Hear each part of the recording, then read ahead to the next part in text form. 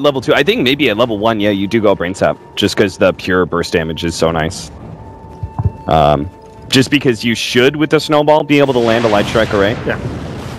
Oh, that's interesting. They're going to place a ward. Now, this should be fairly obvious if they see the trees cut, that the ward is going to be here. But this is a cool idea. If they had actually placed it a little bit higher, maybe they didn't want to reveal the trees were cut, but they would have gotten themselves good vision upwards and downwards. But this ward actually seeing the ramp is decently nice. Most of the time you see this ward placed down here, right below this tree area. That's countered out by the counter ward, but so will this ward if they see it, but I'm sure they will. Anybody who comes over and checks... Actually, I'm going to change my mind. I think this ward is garbage. Really? I think so. If the regular counter ward spot, which I can almost guarantee, which is placed in the left-hand side of this tree, it definitely sees it. Like it's in an arc like that. So I feel like that's pretty garbage. But there's also the ward spot over here. So it could cost an extra sentry. Yeah, I guess for me it's like... Unless that catches... Compare this ward to this ward, right? This ward would actually be able to see in the jungle area. Still see down the ramp. Yeah, I don't like it. We'll see. We'll see what problems it causes for them. Yeah.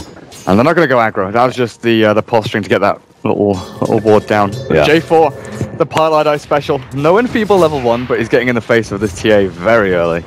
Yeah, just using his superior stats to harass down the TA when he's burned through Refraction, go for Brain Sap.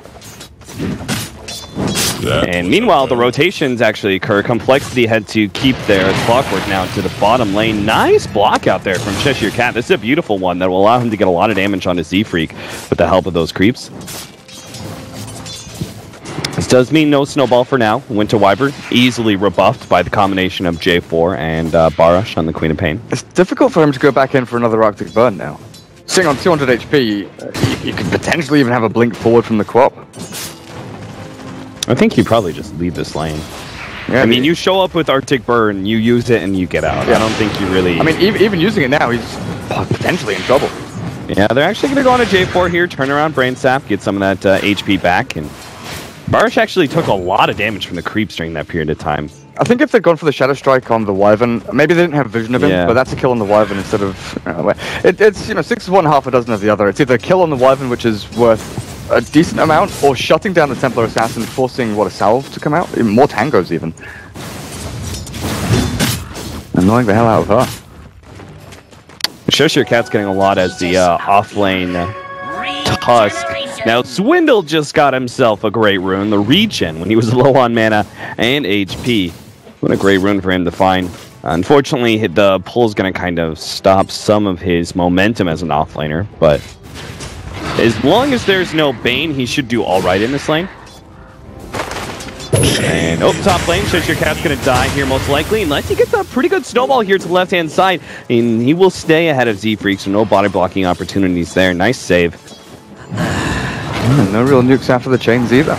Mid lane battle still going on. Yeah, this is kind of weird. I just watched Queen of Pain just tank some extra hits from the Winter Wyvern. Barash? Bottom lane, Swindle. Oh god, he just barely dies. That TP was so close to going out.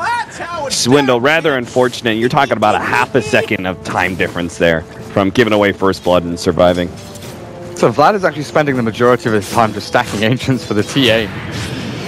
No sentries coming out. Oh no, ping to check between the Nightmare as well as the Shadow Strike. They're going to burn through that pretty quickly, but the Rocket, oh, he starts bottling up. He's going to be good. That Cold Embrace, good time for Vlad to come in and manage to save the Templar Assassin there completely and almost got the turnaround kill on Barash thanks to the Clockwork Rocket. Well placed by Swindle. Just imagine if he had level 3 though. The Queen of Pain dies, the Templar Assassin survives, and that middle lane is then won by compLexity.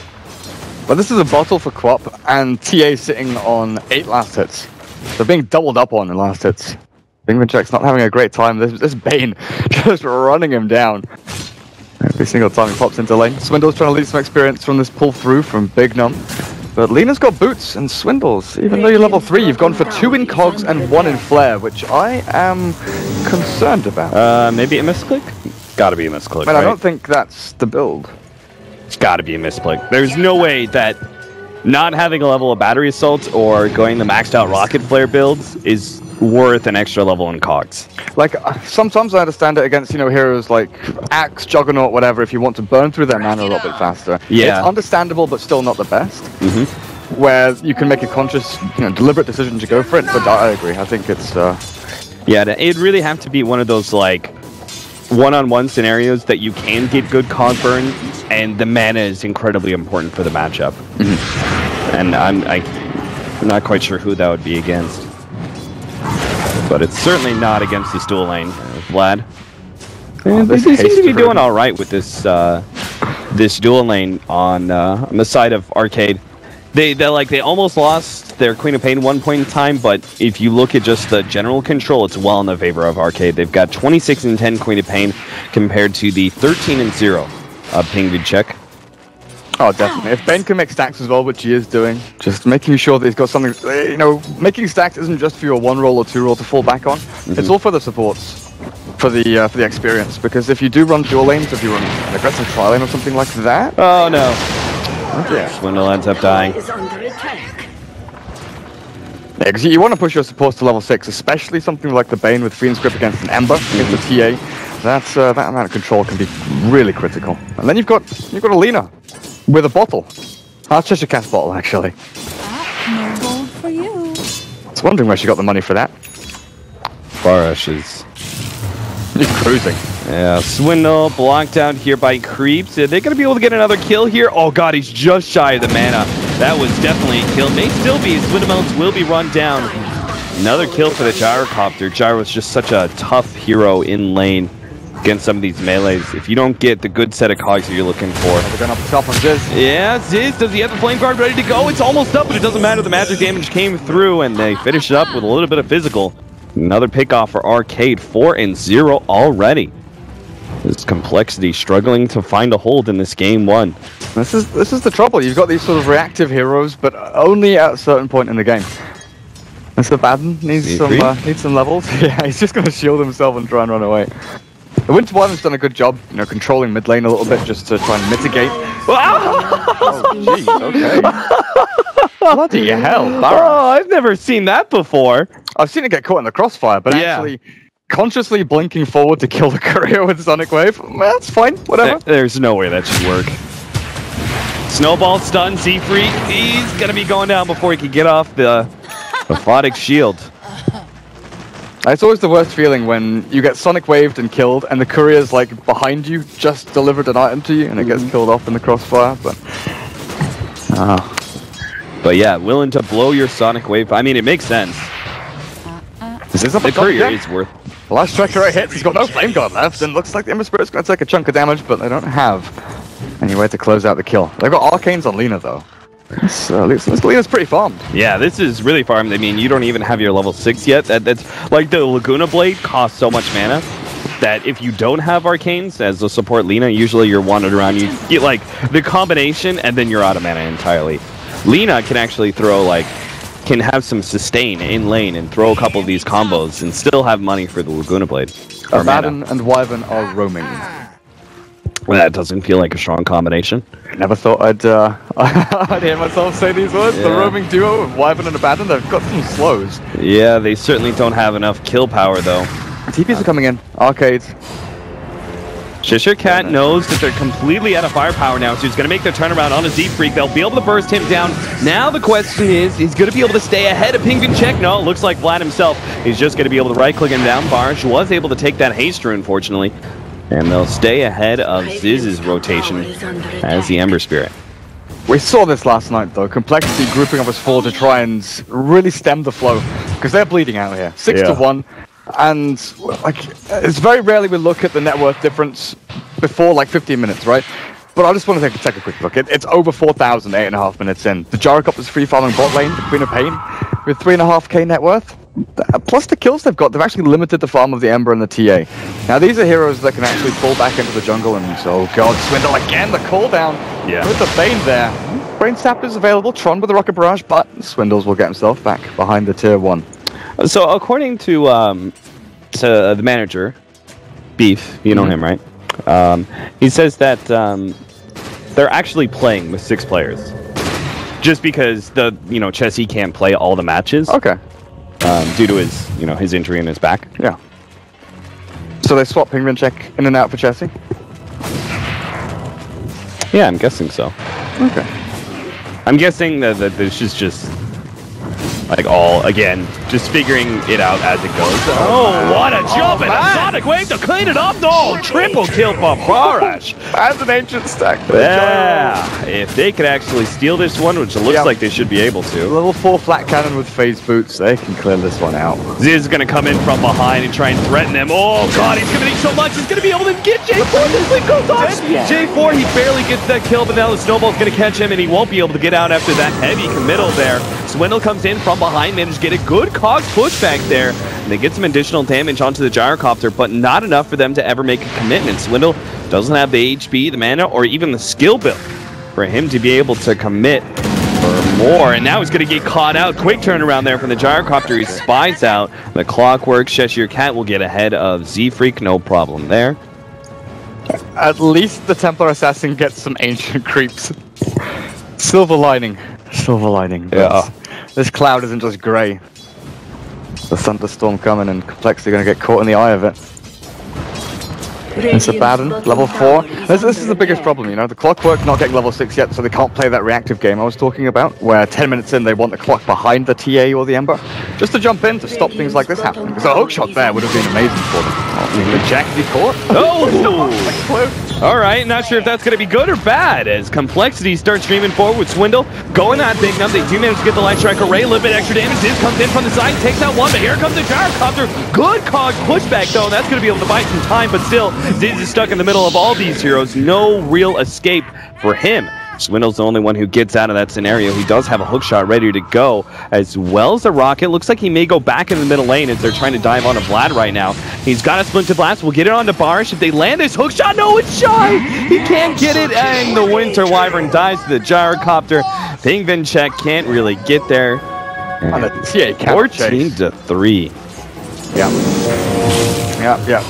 compLexity, they needed to weather the storm and farm jungle, farm ancients, but I think it's long gone past that point. Yeah, it certainly is. At this stage, you've got to meet Arcade head on. I mean, Barash is just going in. Yeah.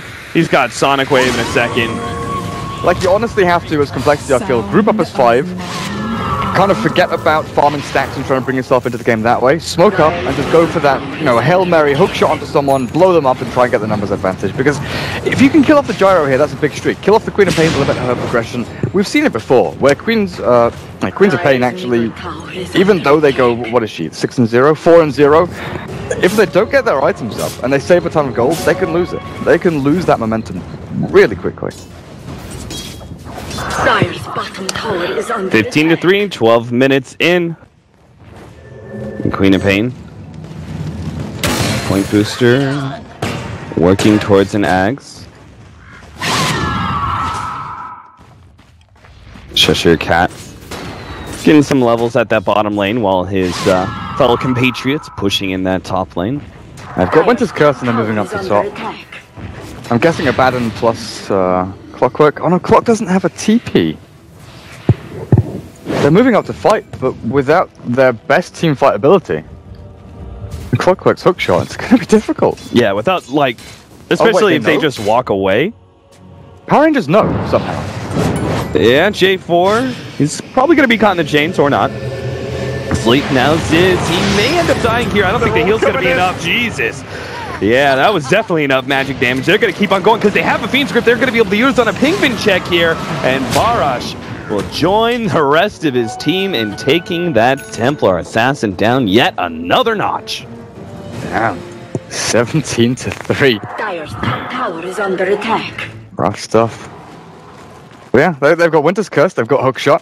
And it seems kind of weird that they smoke up 2 heroes to move top to try and guard the TA and play that game as hookshot. Cheshire Cat, he's got a snowball, so he can delay his own death for a very long time, even if they were able to make some sort of committal here. Now Swindle's going to be caught out. The Cheshire Cat waiting for the Ice Shard's block out. Will be able to get it on the ramp. Swindle quickly correcting his course, but will be caught out here. It looks like the nukes are still going to be enough, even with the heals.